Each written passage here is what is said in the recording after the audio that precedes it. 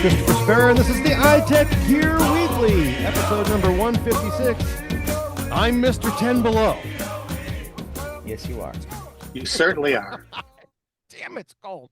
Recorded live Sunday, December 14th, 2025, live from iTechGear Central. As I said, I'm Christopher Spera, the freezing editor-in-chief here at the iTechGear.orgs. Joining us this week, we've got the dulcet tones, and, you know, we've got. I brought the ice pick. You should be fine. Thank you. That's the editor. That's the editor here at iTechGear.org and formerly the contributing editor over Gear Diary and Pocket. Now, that's Mr. Chris Gavula. How are you, sir? Doing good. A little bit warmer than you, but not a lot. I was going to say, you got to be warmer than I am because, yeah, damn. It's still pretty cold here. So Yeah. and I've been dealing with snow, like you guys. We've been dealing with snow the last week or so, on and off, and it's been hit or miss. It's been kind of a mess, but there you go. Yeah. No, it's here right now. I'm shuffling in between the iPhone says -1, the Mac says 2 above.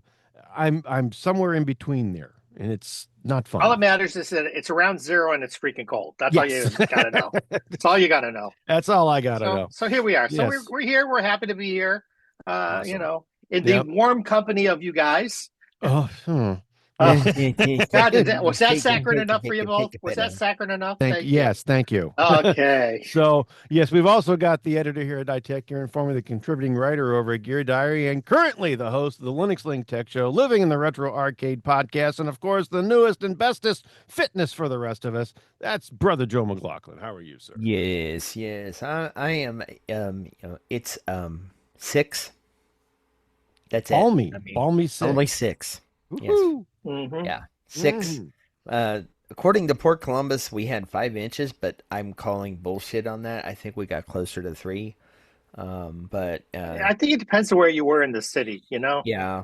Probably But right. it all melted, and guess what? It's all going to be melted by next weekend too, because it's supposed to be in the 50s next week. Oh, here we go again. I'm like, Jesus, pick Another- something, God. Yeah. Another up and down winter. Oh, just what we need. Well, from what I hear, at least here in Chicago, it's supposed to be a heck of a lot colder. It's going to be a lot rougher this winter, and I think we're kind of due because honestly, it's the last 4 or 5 have been pretty mild. Yeah. So thankful that we had the 4 or 5. Not happy that it's this cold, but what are you going to do? Yeah. And I'll You're tell you what we're all gonna going to upgrade all your Apple devices. Well, I'll tell you what we're going to do. We're going to unfortunately, Mr. Larry McJunkin is not here with us this evening. He had a prior. Yeah, we're all mad at him. Yes. And there He's you go. doing Malika Mickey. Yeah, having a Christmas party. Whatever. Married, Christmas. Yes, thank you. At least you admit it. There, that's an RV. Yeah. I'm glad y'all admit it. Yes, thank you. So we're just going to go ahead and jump in. And I think that one of the biggest things that I think that happened this week, of course, was that Apple released the .2 versions of the 26s.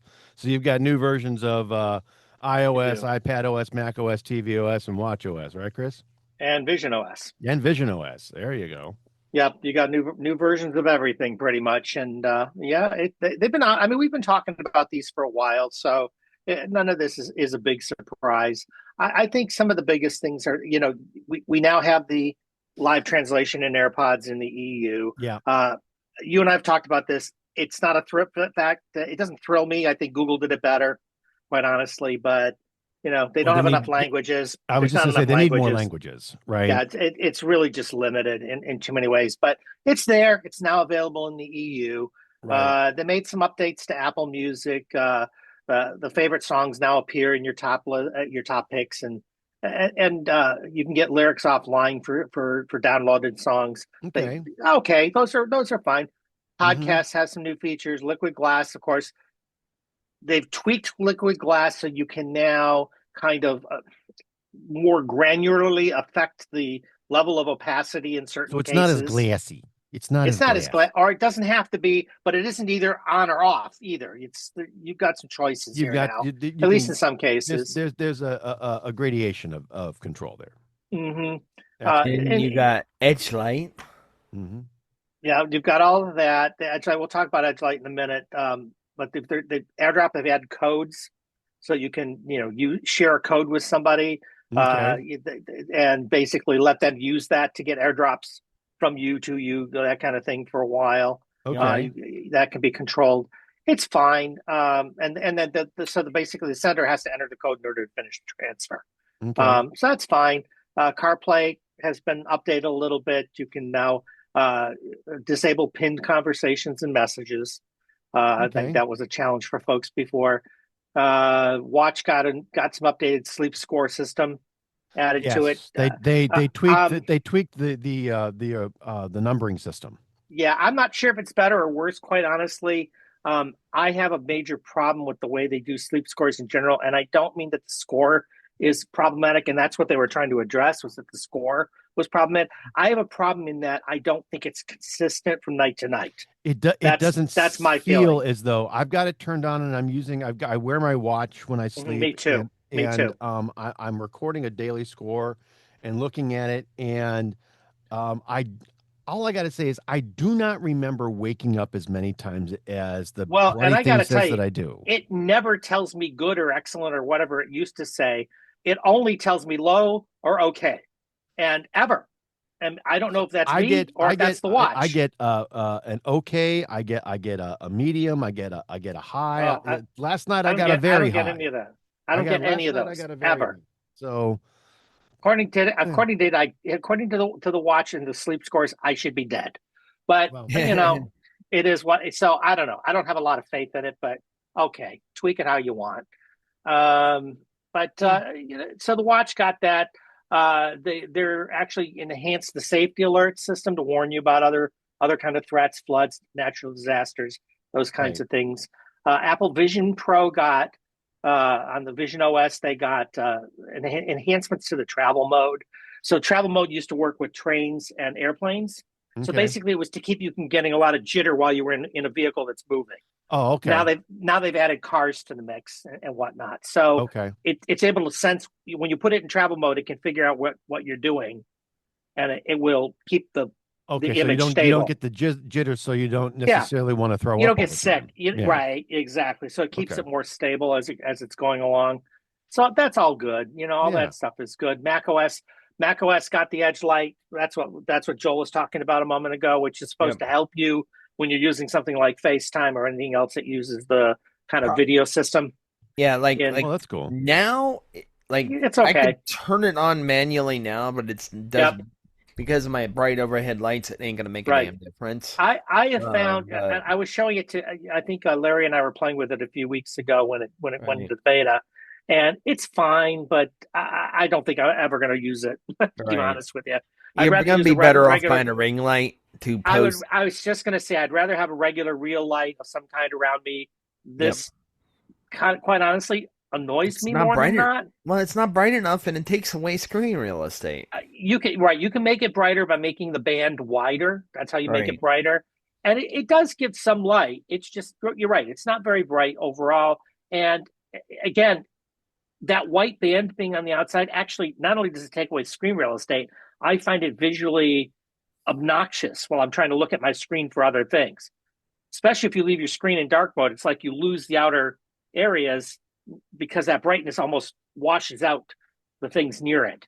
So it's like, yeah, I don't like it, but it's there for those that do want it, and it's a cheap way to get that light if that's what you got. But those are the biggies, that we're in here. We're coming up on 26.3 and 26.4. Mm-hmm. 26.4 is the one that's supposed to give us the enhanced Siri.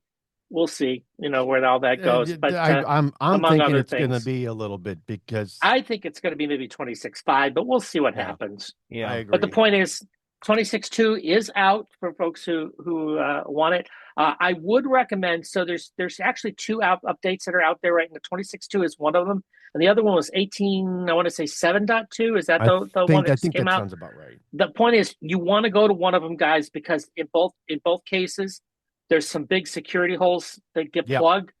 Yep. That only works for 5 minutes for people, but the point is, you still got to plug them while you get them, and you want to plug them as soon as you can, as soon as you're aware Absolutely. of those things. So go to the new versions. Whether if you're on the 26 track, go to 26.2.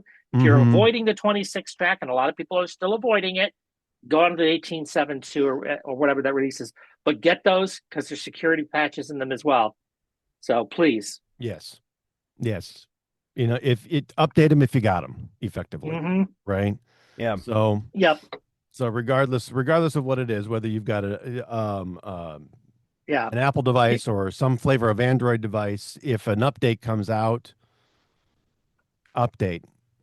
Well, especially if it's primarily promoted as a security update. Security update, yes. I will say that 26.2 came out. There was actually a couple of general Goldmaster releases on it, right? And it got bumped a couple of times just before the real one went out. Right. Again, and I think that's because of these security enhancements being thrown in it at the last minute.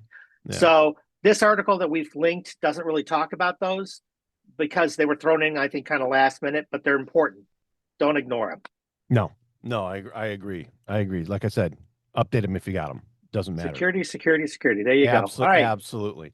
So what else did they do, Chris? Well, there was a gimpy, I want to say a gimpy announcement this week. All right. And it came from, I'm going to say it came from what turned out to be a refuted source. All right. So earlier this week, ET News had reported that Apple and Samsung had entered into some sort of an agreement or arrangement where they had ordered 22 million different OLED panels, all right, for the upcoming iPhone foldable panels for the inside, and then regular, so 11 million devices worth. 11 million devices is what they're saying, gotcha. Right? Two screens apiece, right? One, the full inside folding screen, and then the outside screen.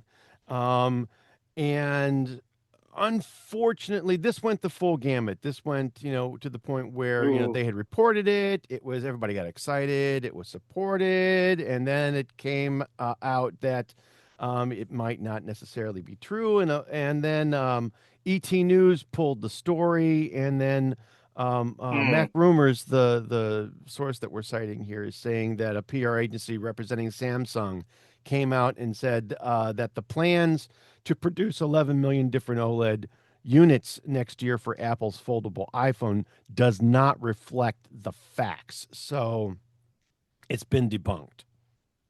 Yeah, we were all talking about this pre-show. I would be really surprised, assuming that a fold is true, because let's face it, it's still rumor. Till we see it, it's still rumor. Yep. Assuming it's true, and there's pretty good reason to believe it probably is true. I can't see them making it a high volume product to begin with. Well, not 11 million units, right? No, and I think they would want to go with a smaller volume to begin with, let it sell out and say, look, we sold out, look how popular it is. That would be the smarter move for a thing that's really going to be a niche product anyway. Well, right, and we talked about that label a little bit during the pre-show as well. We niche did. meaning that, not everybody and their brother wants an iPhone, whether it's your standard edition, whether it's like the iPhone 16, iPhone 17, or the iPhone Pro, 8, or whatever it is, or whether it's a Pro or a Pro Max, right?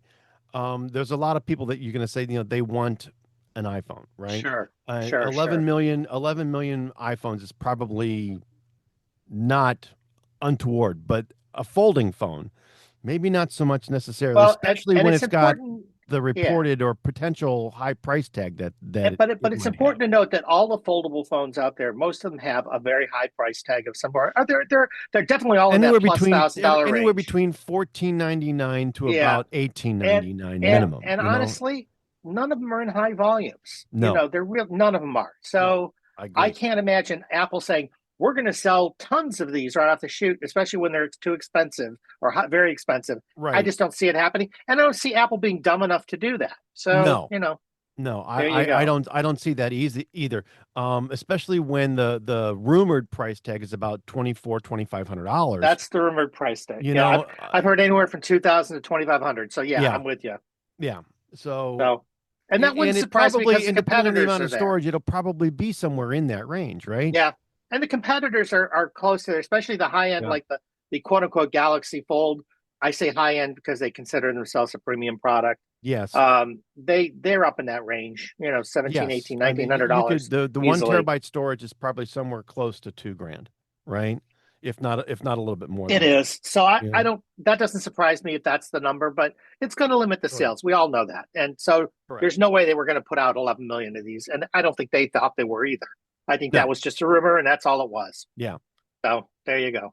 And so, well, but there is some good news is that Apple and Google apparently are making switching from one or the other, going either from Google to iPhone or from iPhone to some flavor of Google a lot easier.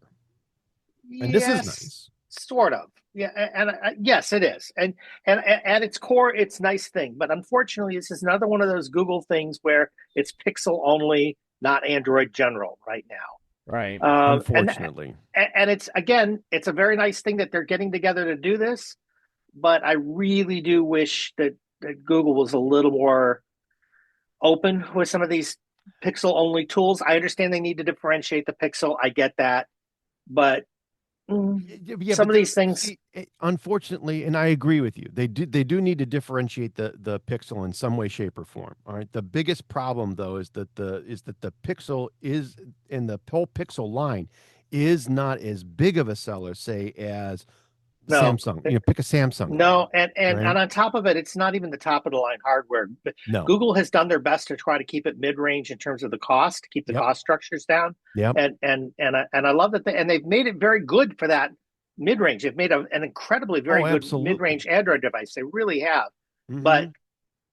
But by limiting software that really could run on any Android devices, I mean, Google has two goals, right? They have to sell Pixels, but they also have to keep Android viable, as a platform, because they depend on it for a lot of their income as well, because that's the primary purpose of Android originally, was to collect the advertising data. That was their whole point of the operating, why they bought the operating system way back when. I get it. So the point is, I wish they wouldn't limit things to the Pixel that really ought to be wider. But this is something that ought to be a wider spread tool. If they really want adoption, this ought to be a widespread tool, not a Pixel only tool. Totally agree. Right. But it's nice to see. But it's nice to see them cooperating. It's good for both of them. I suspect it came out of that last kind of re-signed search deal that they did, and the deal they did for AI. I think this came out of those conversations, probably around that same time frame. But good on you guys. You're finally getting there. So it's in the Android Canary build for Pixel devices right now, the early build. So it'll be out there in Pixels soon, so look for it. Hopefully. If you're trying to switch back and forth, they're going to keep adding data types as to what will be able to be moved back and forth. They're both supposed to be working on that. Yeah. I'll be curious to see what list of data types they come up with when it actually comes out. That's what I'm going to be curious to see. So Here you go, guys. Yeah. And a little bit of cooperation. Yeah. But last and not nearly least. And I was very excited to see this particular story hit the wire this week. It's been announced that Johnny Cerrugi isn't leaving Apple anytime soon. Thank God. Yeah, that's it's an interesting story, because apparently the rumor was that he was talking to Tim Cook about what he might do after he leaves Apple, kind of thing, and he was looking at it as sort of his future. I don't think he was going to Tim and saying, "Hey, I'm ready to quit." I think he was just kind of I don't think talking he was loosely. either, but at the same time, you have to wonder, all of those folks right now, and we're talking about all the heavy hitters, right? You're talking about yes and no, Eddie and Craig and Johnny and Tim and pick anybody else that was part of the original crew. They're all in their late 50s, early 60s at minimum. Well, this Johnny came on board with the A4, so he came on a little bit later than some of them, but his was the first system on chip. Yes, that Apple did. Yes. So that was a key thing, and that's a key reason it was he was huge hired. for them, right? So he's been responsible for getting us to the M series chips in the Macs. He has gotten us to where we are with the A series chips. But the A series chips are the fastest processors in phones out there, period. The M series chips are the most powerful per watt. Yeah. You know, you could argue that there's faster machines out there, but they suck up power like nobody's business. True. So even the ARM chips that are out there. And that's been the case. So it would be sad to see him go, but you know, he might feel like, look what I've done already. You know, how much more can I do? You know, get out while I'm still on a high kind of thing. He might be thinking that way, or do something totally different. Do something totally different. And it may not necessarily be. We were talking a little bit about this, last week. It may not necessarily be get out while I'm on a high, but get out while I'm still young enough to enjoy some of the money that I've earned. Right. But he said in the same thing that he's been telling coworkers that he still wants to work. If he leaves, True. I totally Apple, get he that. still wants to work. Totally so get that. Maybe he just is looking for a new challenge. That might be what the thinking is for him. And that doesn't necessarily mean you're leaving Apple. He might just be, thinking out loud. So who knows? Who knows what the story is? But right now he's not going anywhere at the moment. So thank God. That's what he said. So, he's the chip guy. So we kind of want him hanging around if he can. Absolutely. As long as we can keep him interested and going, I think they need to do whatever it is that they need to do. I don't think it's as much about money for him as it's about the challenges. Yeah. Listening to him talk in before in interviews and whatnot, he sounds like the guy. He just wants to be interested in whatever he's doing. He wants to enjoy what he's doing. He wants to have fun with what he's doing. He wants to have a reason to jump out of bed. And I totally. And so I get it too. So there you go. I totally get that. There you go. That's where he is supposedly. Yeah. So for the moment, still with Apple. Thank goodness we still got him, and thank goodness that he's going to be around for just a little bit. Johnny, we love you. Good guy. Don't go. Don't go. Oh. But my goodness. So I'm going to go ahead and I'm going to move us to our mobile Linux segment. Are you? And you know what we could go ahead and do without? All right. If you've got an LG smart TV, right, you're probably the recipient of a recent update that you probably wish you could undo, but you can't. And Chris, what's going on with this? Well, it's like you said, LG just released another update, and apparently, I don't know who they're sleeping with, but they're trying to force Copilot down our throats on this channel as well. Somebody wearing a tube top and flip-flops is what I can come up with. I'm just saying, so here we are, another channel where they're trying to get us to eat Copilot when we don't really want Microsoft Copilot, and they're trying to force it onto the TV. And so that has come as, I didn't get the impression, I don't know if it's all of the LG models or just LG models after a certain date. I don't know what certain series, I should say. And I can't, from the I haven't been able to find that out. We're citing an article from WebPro News here. Yeah. And looking through this, I didn't see where they said, all right. And they talk about that there are some workarounds for kind of not dealing with it if you don't want to, but they're not necessarily recommending those workarounds. So, well, yeah, unfortunately, and you've really got to be careful when you're talking about a smart TV and your ability to stream content from pick a thing, all right? Yeah, pick a provider, right? You really don't want to screw with you don't want to hack your TV too much. Well, and here's the larger thing, and this is true across the board with smart TVs. Right. Some of the models, there was a period of time a few years ago. In order to make the smart TVs cheaper, they basically allowed them to capture your data and send it and sell it. Well, isn't that the way most folks are going, right? That's the way most companies are going. And you don't realize that when you agree to the terms and use the thing, that's part of what you're agreeing to. A lot of people don't realize that's what they're doing. Well, unfortunately, because let's face it, we just click through, right? Isn't that what we do? We're setting it up. We just click through. Yeah, 99 point, 4 to 5 nines, right? 99.99 and potentially 999% of the time, people are just going to click through that. They don't read the terms and conditions. So we started with that language that is not easily understandable, and number two, they're just too freaking long. Well, we started with that. Then we moved on to advertisements being shoved into the TV itself through that rather than it just being a monitoring, rather than just being a display device. Now this dang thing's delivering us ads, And now we got this crap.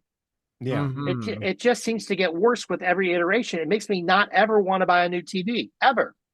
It's making me want to go back to 3 freaking channels, you know, 4 Yeah. if Well, you count PBS, you know, it's bad enough. I went to streaming and pretty much abandoned, network TV. Yeah. cable and network Yeah. TV a number of years ago. And of course, now that's only been so successful because Amazon shoves ads down your throat even when you buy the premium packages. Netflix shoves ads. YouTube TV, Hulu. They're all doing it Hulu now. Live. They're all including commercials. More and more, and the commercials are longer. By the way, kids. Yes, they are.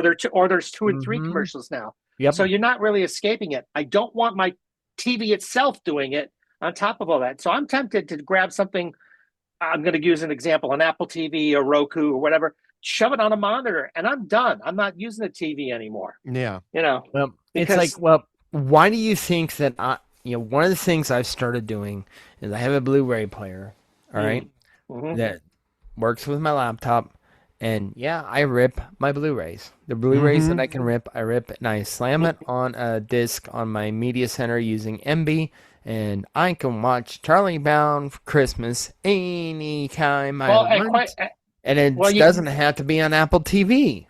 Well, but I think commercial. Well, first of all, I do think the Apple TV thing about Charlie Brown was an over thing because let's face it, it only broadcasts once a year on broadcast TV too. Yeah, and it doesn't do that anymore. But it does. Apple has a free day for it every year. Yes, they do. Yes, they do. They have a free day. Oh, for Apple it every does. year. Okay, I'm sorry. Apple does. Yeah, but, Apple has a free on day the other for side it of that coin, every year. though.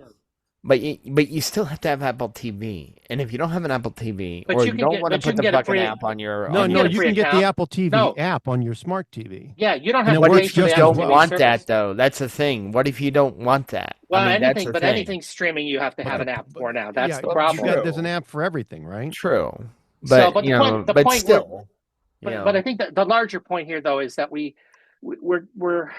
getting to the point where, again, even with just doing streaming only, we're now getting sucked back into the same kind of. Well, I do not want to we're add getting at back the device to the level. point. Even with streaming, we're getting back to the point where you were with the cable subscriptions back, 20 or so years ago, right? But if you go back a little further with broadcast TV, the whole point of advertising was to pay for the broadcast TV because they didn't have any other way to really charge you for it because it was broadcast over the air. Right. Short of putting a filter in a box on your thing, which is the next thing that they did, and there was premium TV sold that way. Then cable TV came along and said, look, we're going to give you all these channels for a flat fee, and there won't be any problem. You won't have to deal with commercials or anything. People forget when cable TV first came out, we didn't really have commercials. It's true. Then they added again, and so now we're paying and watching commercials. Yes. Thank you.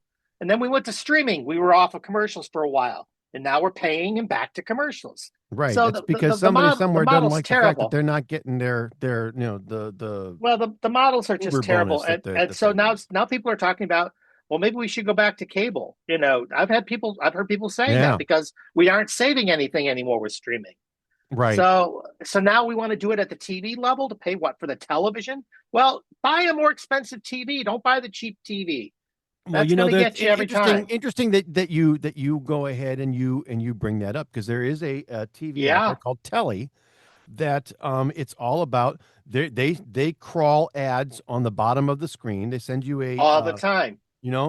And that crawl is nonstop ads on the bottom, and then it's a 55-inch TV, and then I think you get is equivalent to like a 43-inch TV where the program plays, and then you still got commercials on that, so you've got the crawl on the bottom, you've got whatever it is that you're dealing with as far as programming is concerned, and you still got ads, but at least the TV was free, right? Right? Yeah, that's the joke, right? It really is the joke. I just think that this has gotten out of control again. Big surprise. I agree. Yeah. I agree, and I find it very, very annoying, because not only did we lose the benefit in streaming of no advertising, but it's to the point now where you probably are paying for subscriptions to services that you aren't using anymore, and you're still shelling out $7-8 a month for every month. Yeah, we're back where we were with cable. I know. It's just nuts. It is. It is. It's absolutely just a pain in the butt. Um, Mm. Mm-mm-mm. and the fact that you've got now, an AI system that, and we'll talk more about this in the Windows segment, that is problematic and nobody wants. But you still have all the negative Yeah. freaking problems that go along with it. Right. So But that's not the only bad news in the that's industry, not is the it? only bad news. Unfortunately, we're wishing. There's a little in sync here. Bye, HP. It's the end of an era. Joel, what's going on? What happened to HP? Well, it is and it isn't. So basically, what HP is doing is they're splitting off, uh, splitting the company into one side for enterprise, the other side for consumers. Yeah, So, kind of doing obviously what Micron did, right? With well, Crucial. except for Micron just completely left the consumer space, Yeah, only looking at ECC RAM for servers. yeah. But now instead of just one HP that does everything, it's going to be two HPs. There's going to be HP Enterprise, and what's the other one? I need to find it in the article. It's just called HP, I think. HP Inc. So you got HP Inc. and HP. Oh, I'm sorry, Hewlett Packard Enterprise and HP Inc. So HP Inc. Yeah. So and I'm trying to remember, do they even still make like things like oscilloscopes and stuff like they used to make? Because one of the things I always use, when I was in college, I was in there for electronics, and I used the HP Logic Analyzer. So, well, do they still make like calculators and other consumer electronics besides computers and printers did, and what? And yeah, I think that yeah, they still do.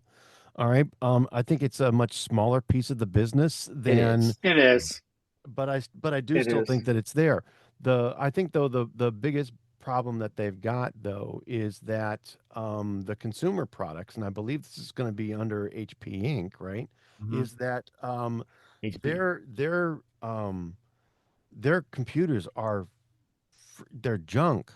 All right, they're low quality, um, uh, budget based lines, Holy and crap! I didn't know honestly, HP owns Cray. I did not know that. Yeah, they bought a lot of things. They bought And EDS, they bought ProLiant, Cray. and yeah, so Yeah. and Juniper Networking is owned by HP now, or was owned by HP. So then you got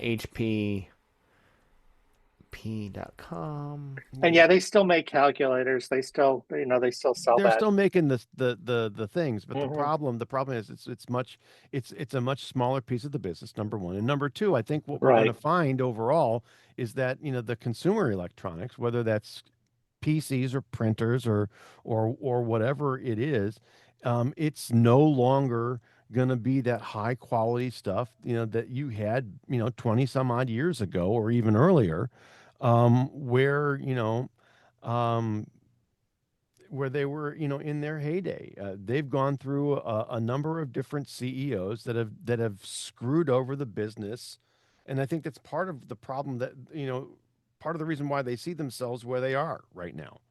Mm. You know, Could be. They don't I make w that many calculators anymore. I see no, three. no, no. Three. They have more than three. They have. I'm on Yeah, HP.com and I me look too. for it, and there's three. There's HP a if 10BII, HP 12-digit solar powered calculator, which is junk, and yeah, and then a desktop that's version. Yeah. that's their business ones. They also have scientific ones. They have that. There's three Uh, categories of scientific, business, and others. You have to drill I'm into it a not little more, but they're there. seeing. Yeah, I'm not Yeah, seeing they sell them. the HP 15C, the 10S, the 300S, and those are listed as new, as a matter of fact.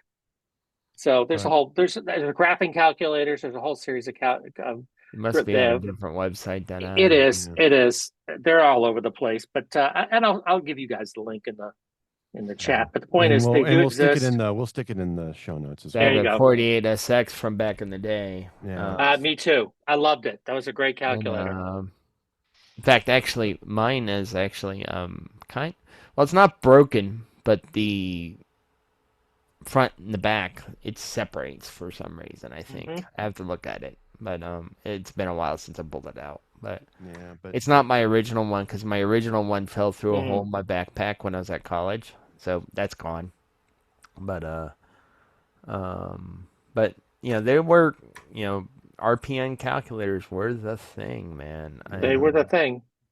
Especially when I was there, and like I tried multiple different graphing calculators, and I always preferred the HP ones. Yeah. Well, they have one now that's still called the HP Prime G2 that is an RPN calculator. It's graphing as a color screen. So that's out now. Still out. Yep. Yeah. There you go. Yep.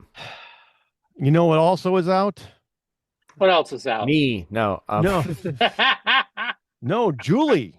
Julie is out from the Gadgeteer. She's stepping down after 28 years. She's saying goodbye to the Gadgeteer. Yep. So yep. Joel, it doesn't really say whether she's given up ownership or because her or whether she's gonna go ahead and let somebody else just run it. Yeah. Yeah. So I mean, and I know like Julie and Judy started that's this whole how thing long off ago back, I was back following in 97, 98, something like that. Mm-hmm. Yep. Judy, of course, went out to establish Gear Diary, and that site is still going strong.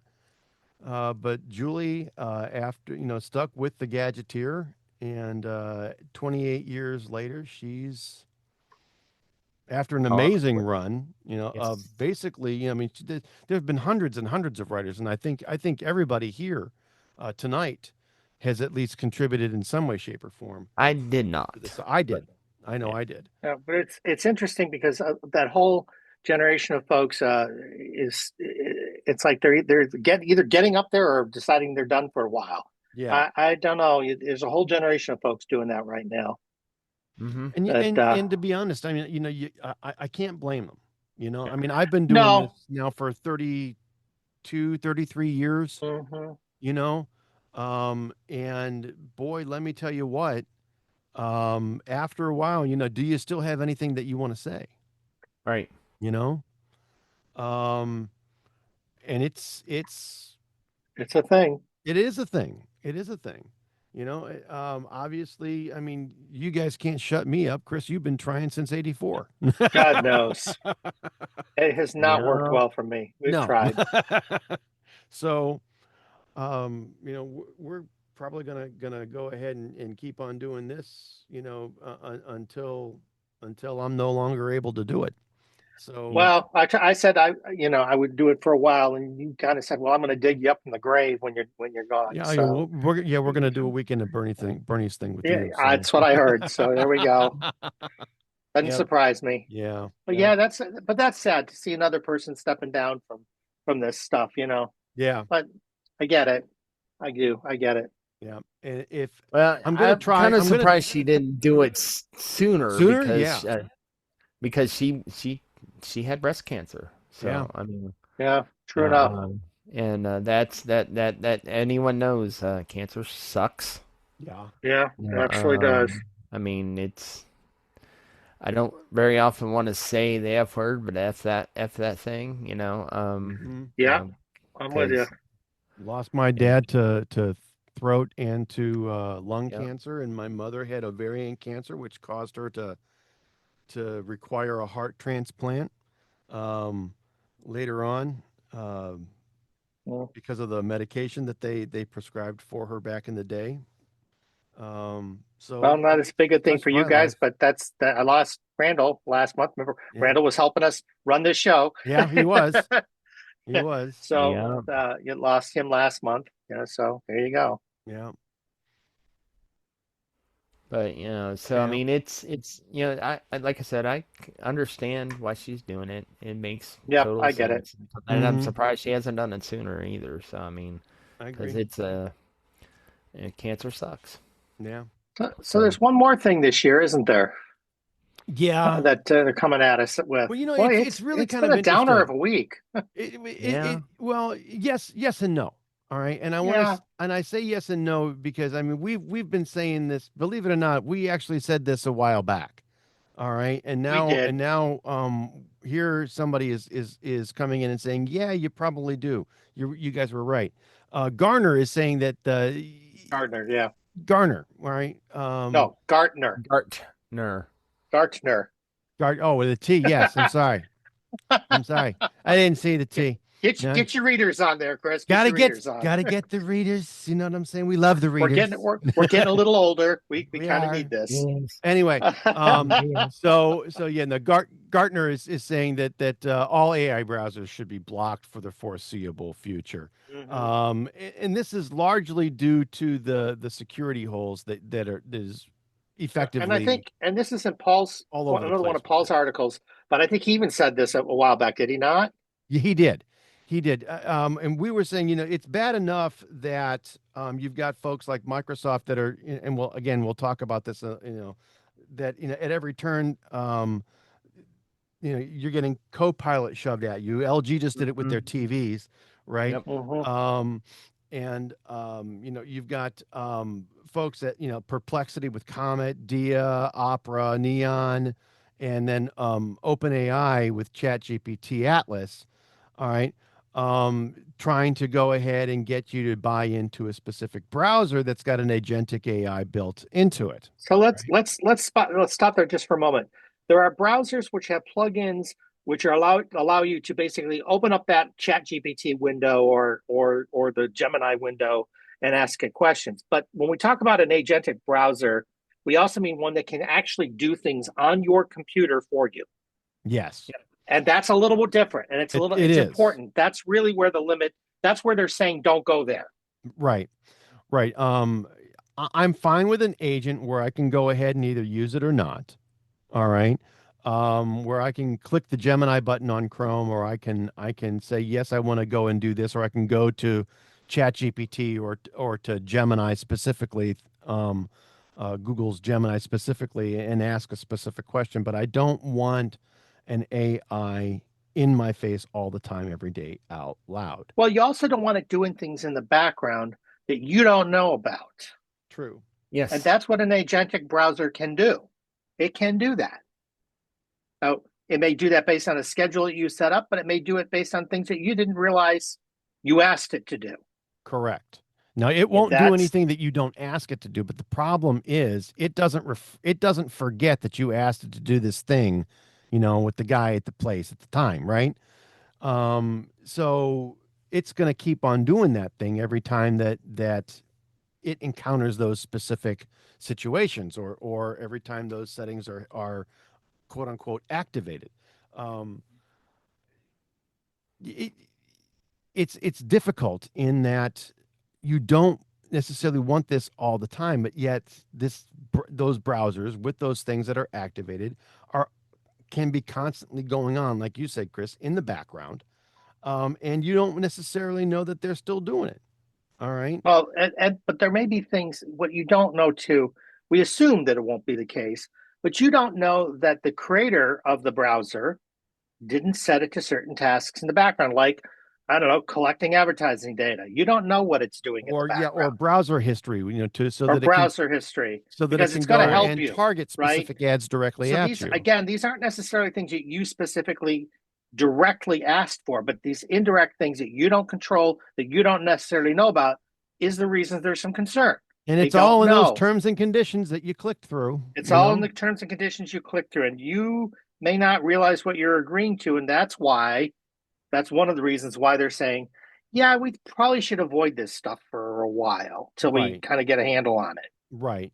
I get it. And it's more, and their advice is more for business customers, right? It is fleets of users, but the warning in and of itself is probably pretty good for just about everybody. I would say so.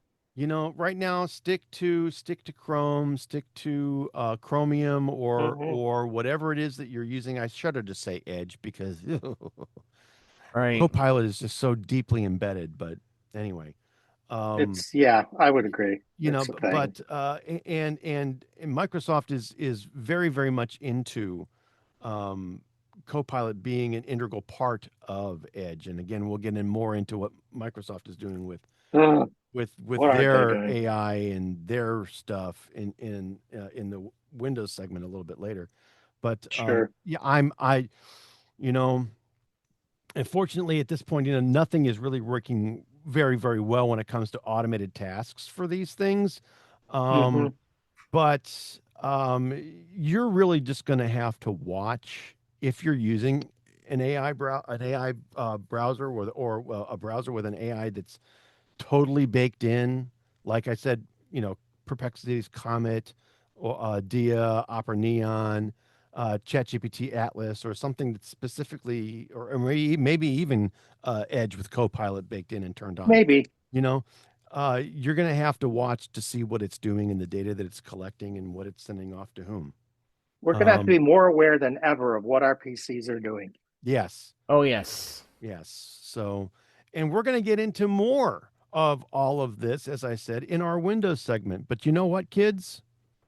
We're going to do that right after this brief message. Hi, this is Christopher Spera from iTechGear.org and the iTechGear Weekly, and I want to say 5 years. We've been at this for 5 years, and boy, we could really use your help.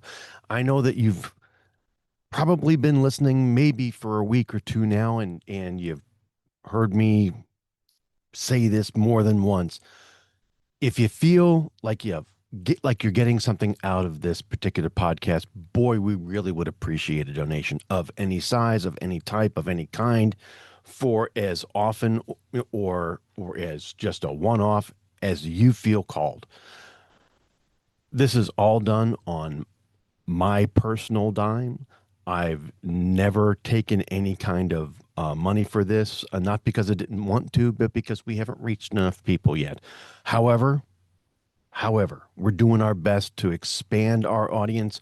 We've had folks like Paul Thurrott from Windows Weekly, Chris Perillo from Locker Gnome, from Vibe Coding fame, from his personal Twitch channel. If you're familiar with Chris, then you know he's a nut and is a great guy to have on the show. We've had Todd Ogasawara from the Mobile Views podcast, and a few other folks that I've got lined up just waiting to get on the show. We are doing our best to make this show one of the absolute best that you can find on the internet. And $1, $2, anything that you can spare, for as long as you can spare it, would be wonderful as far as we're concerned. I'm not going to belabor this, but hey, we would really appreciate your support.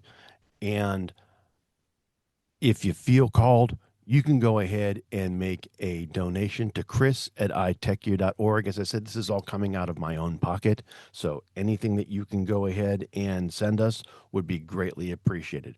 On behalf of Brother Joe McLaughlin, Mr. Chris Gavula, and Dr. Mr. Larry McJunkin, and myself, I'd like to say thanks. And now let's get back on to the rest of the show. And welcome back to the iTechGear Weekly, episode number 156. I'm Mr. Ten Below. Sorry. Anyway, so stop shaking your head. It was in the back of your head. It was in the back of your brain, and you know it. I want to cry. Shaking my head is about as good as I get. No, we're good. What are you gonna do? And speaking of shitty AI, and were we speaking of shitty AI? We kind of were, and kind of not. But I've got two very interesting articles as part of our Windows segment tonight, and I saw these, and it kind of made me chuckle. Largely because they're not complimentary in any way, shape, or form. Number one. No, I guess they're not. And number two, they really do say something that kind of supports the last story in the Mobile Linux segment that we had. The first one, Microsoft is saying that it could walk away from AI completely if bullshit. If I like their big if Skynet sort of does appear possible, right? Now that's what makes you think that isn't going to happen before that happens? I don't know. Right. It won't be too late by the time we'll walk away from it now. Well, yeah, right. No, not, and you know that this is, first of all, I call bullshit on this. I do Joel, too. I agree. I call bullshit on this, but Mustafa Suleiman over at Microsoft is saying that Microsoft has the free will to pursue superintelligence and AI under a new definition agreement with OpenAI. All right. But the idea here is that if they could completely walk away from it all if things twist sideways. Right. No, they're not. They're not. They're not. And They how made much over $1 billion money did they spend on this stuff? Yeah, I was just gonna say they made over $1 billion investment in OpenAI back in 2019, and they're still waiting for all of this to go ahead and they're still waiting on the return. And Gates initially had said that to Satya, you're going to burn through this $1 billion like it's nothing. And investors, of course, are raising all kinds of concerns about a profitability path with the ever changing and evolving sector of AI amid all of the when is this going to make us money? Investments that are That's that are what they being want to made, know. But and apparently Microsoft and OpenAI have renewed their quote unquote renewed their vows, right? Under a new definitive agreement. So, because OpenAI is trying to turn itself into a for-profit organization, so they're trying. Yeah, but I think what's really kind of interesting is they say Microsoft says it can walk away. It's not going to walk away. There's no reason. It's not going to walk away, and by the time it walks away, it's going to be too late. Yeah, it's just going to be what it is. Yeah, by the time that Microsoft says that they want to walk away, there's going to be Terminators running around all over the place. So, but they might not have a choice anyway because nobody wants to use their shitty AI, right? This is true, Joel. What's going on with this? Yeah, well, we all know how much Microsoft is forcing this bullshit on us. So, and now we're kind of confirming it. Right? Windows Central says, the article says, Microsoft has a problem nobody wants to buy or use its shoddy AI products as Google AI's growth begins to outpace Copilot products, which is totally true. Of the AIs I've tried, Gemini, I rank it higher than ChatGPT. I've used both.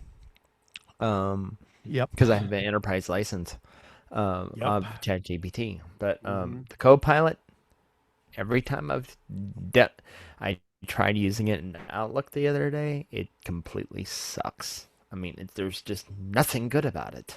Well, aside from there being nothing good about it, I wouldn't say nothing, but it's very specific, I would say. Yes. Yeah. From my perspective, I don't like having things forced on me. Yeah. All right? Yeah, me too. Yeah, I don't like things in my, use Copilot. Why do you want to go? Why are you downloading Chrome when Microsoft Edge is perfectly fine and already installed on your system? Use Edge. And you hear that specific message over and over and over again. And even when you try to go into Windows and change the default browser from Edge to anything else, I mean, you always get this wonderful, but Edge is right here.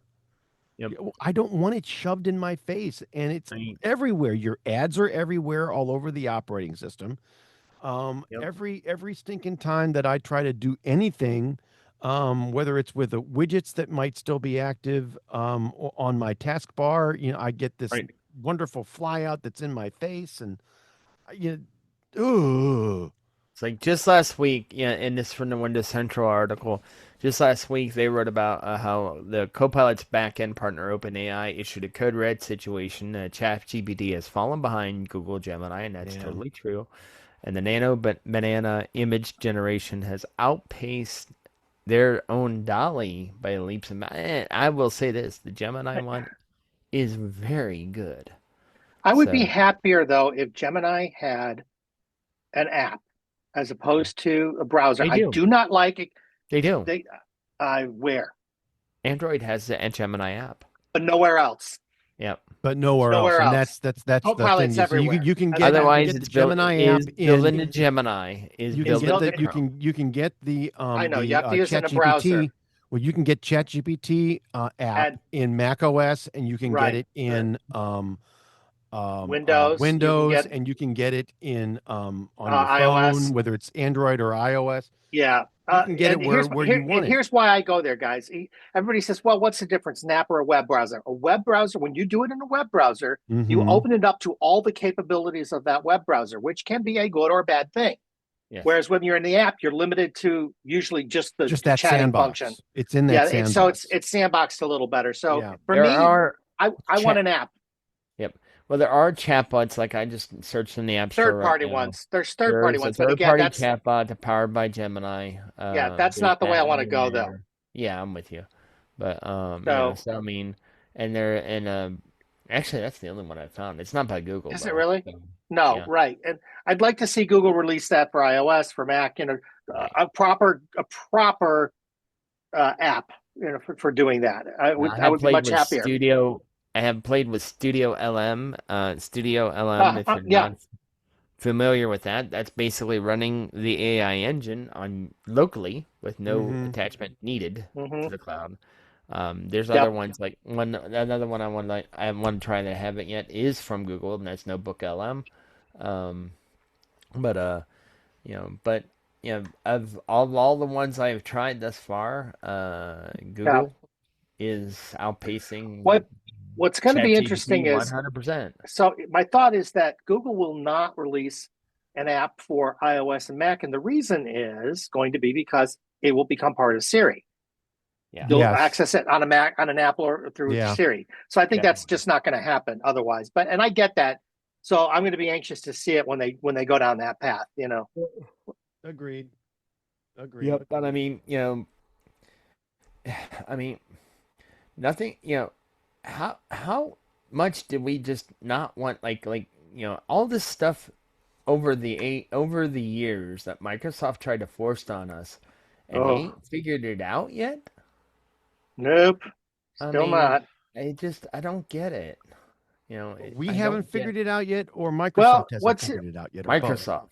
Well, and I think it's interesting because we talked about the fact that nobody wants ChatGPT, and yes, it's based on OpenAI, sort of, basically, right. But not in the full way. And look at all the problems OpenAI has had recently with their stuff.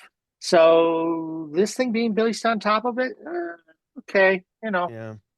And I will say I have used ChatGPT, the app, as just a quick advanced search, for lack of a better description, to get to. So I can make it go through. I can ask it a question about a current set of Cisco products. Can it do this? Can it do that? And all it's doing is searching docs for me and making that easier. That's all it's doing, and it's very good at that. Yes, it is. But if you have it doing certain other kinds of things, not so good. And that, okay.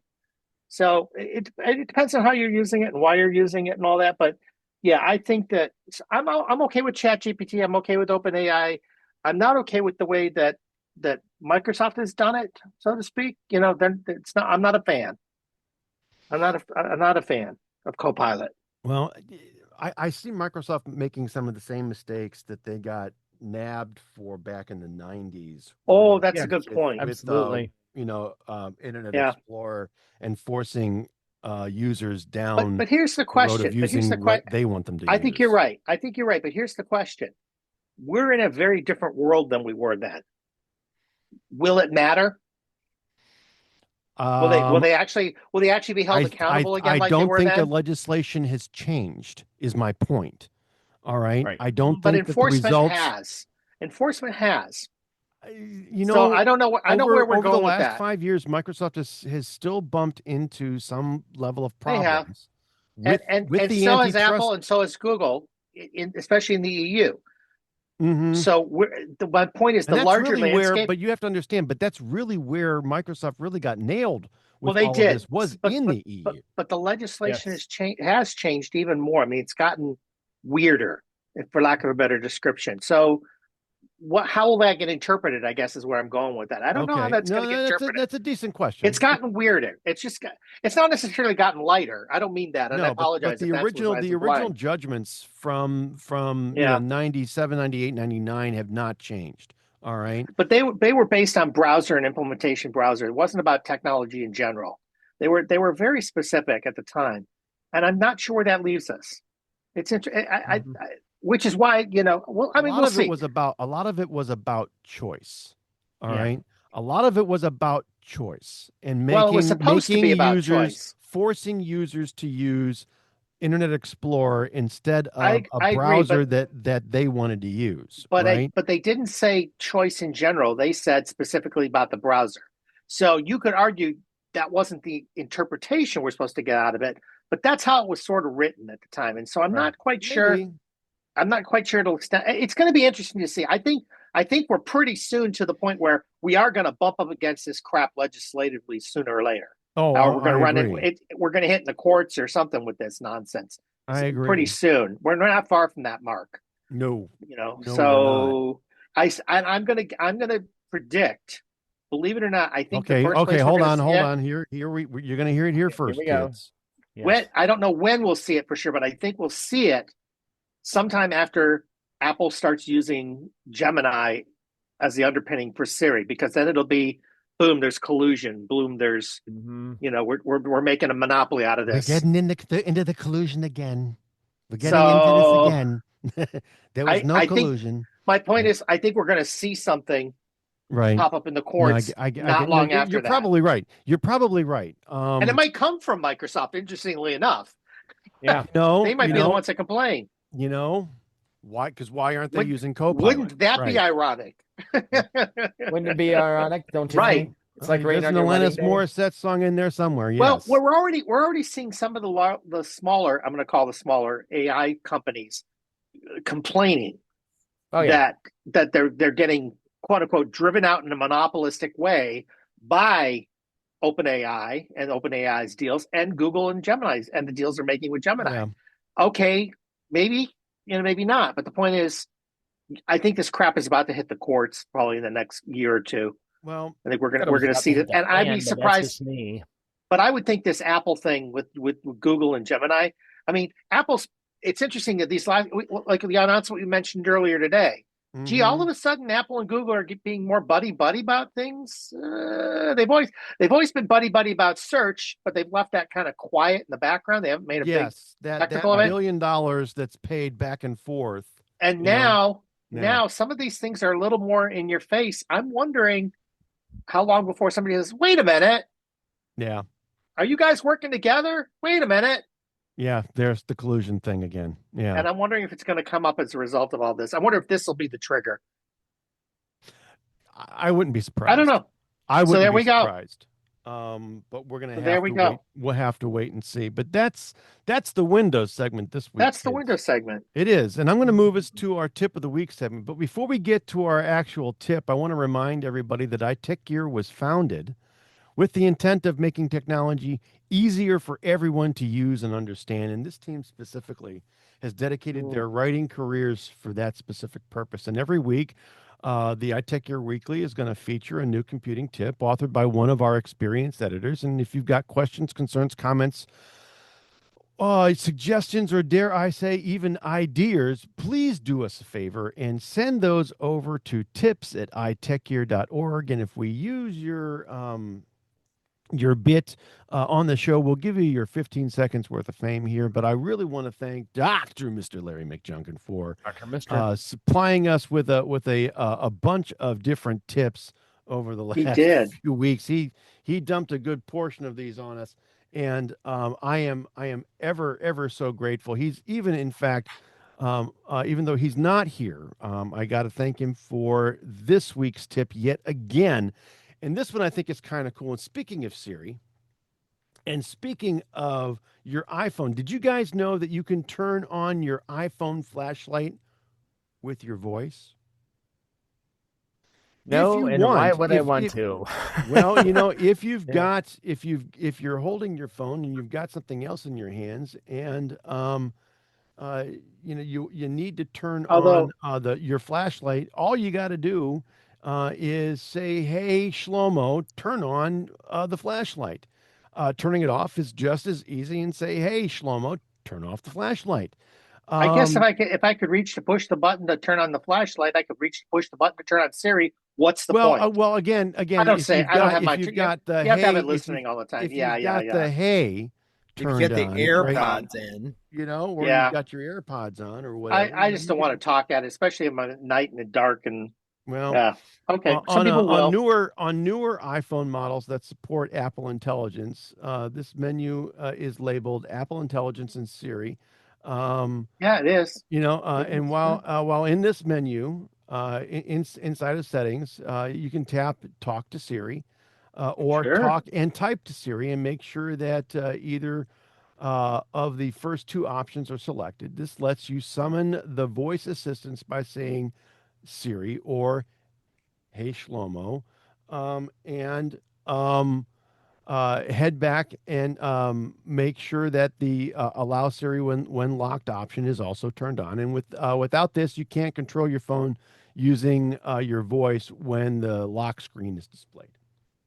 So a couple things to set up first, but afterwards you can go ahead and just, hey Siri, turn on the flashlight. And there you go. And it's on. Hey Siri, turn off the flashlight. And off it goes. Real quick and real easy. So not too bad. And that is our tip of the week for this week, kids. Interestingly enough, I've also got the pick this week. So, but before we actually get to the actual pick, I want to remind everybody that our show, our show picks are usually just typically hardware, software, and other items of interest that we have individually purchased and we actually use, and we like enough that we want to bring them to you at the end of each show.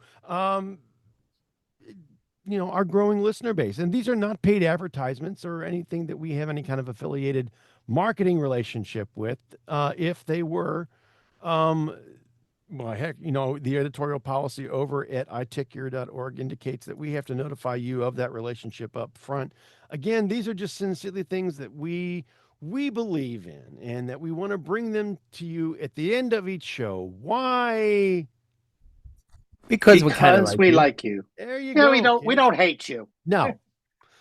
And last week we had our holiday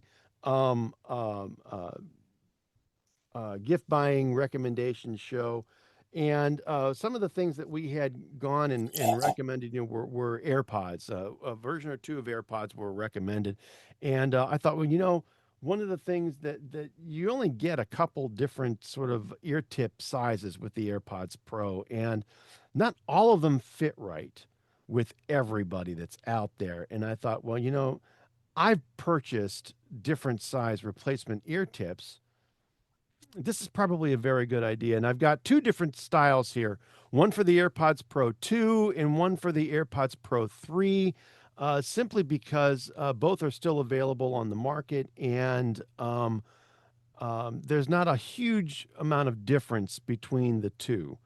But for $6.50, you can get extra small, medium, and large replacement tips, silicone-based tips for over at Amazon, and basically the same thing for AirPods Pro 3, but for $7.98. All right. Yeah, I should point out there's a number of Chinese cognate companies out here that are making the same ones. Yep. And they're all very similar. Most of them are similar in quality. They seem to be anyway. Yes. So as long as you get something that's rated pretty well, you should do just fine. Right. But these are great. I found these kind of things much more comfortable than the ones that come, the built-in ones. From with the so. Especially if your ear canals are smaller. Well, I like that they're memory foam, and that allows them. Some of them are memory foam. Better. These the ones that I know the ones that you like are memory foam, right? And you shared that one with us. I did a little earlier. I will go ahead though and put that link also in the show notes. All right, just in case, because not everybody likes the silicone. The memory foam is a little more form fitting. Yeah, it's a comfort thing, guys. It's all a comfort thing, right? It is, especially when these things can go for about 4 hours. Yeah. Because I'll go ahead and when I'm at the office, I'll plug into those and listen to an audiobook or whatever podcast or whatever, and go. I can go for 4 hours. So, but all this stuff, I mean, the larger point is that There are a lot of options out there. If you have an AirPod Pro 2 or Pro 3 or even the non-Pro ones, right, there are a lot of choices out there for you. You just got to do a little looking. This is definitely one of the better choices. I have to agree. I agree. So hopefully, this will be to someone's liking. But that, kids, not only is the pick, but that's the show. This has been the iTechGear Weekly, episode number 156. I'm Mr. 10 Below, recorded live Sunday, December 14th, 2025, live from iTechGear Central for Mr. Chris Gavula, brother Joe McLaughlin, and the missing Dr. Mr. Larry McJunkin. I want to say, hey, we will see you next time.